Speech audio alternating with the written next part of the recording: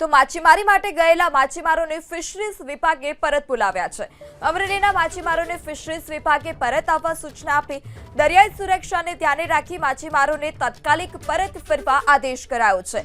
Fisheries વિભાગે સૂચના મળતા જ ફરી એકવાર ટોકન પ્રક્રિયા બંધ કરી દરિયાનો કોઈપણ દુરુપયોગ ન કરે અને આતંકી પ્રવૃત્તિમાં ન જોડાય તે માટે આ નિર્ણય લેવામાં આવ્યો છે।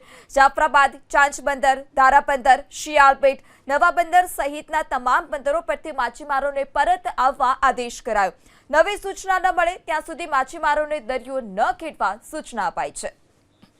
તો માછીમારી માટે ગયેલા માછીમારોને ફિશરીઝ વિભાગે પરત બોલાવ્યા છે।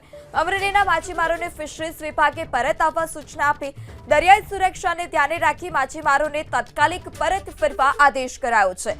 ફિશરીઝ વિભાગે સૂચના મળતા જ ફરી એકવાર ટોકન પ્રક્રિયા બંધ કરી દરિયાનો કોઈપણ દુરુપયોગ ન કરે અને આતંકી પ્રવૃત્તિમાં ન જોડાય તે માટે આ નિર્ણય લેવામાં આવ્યો છે।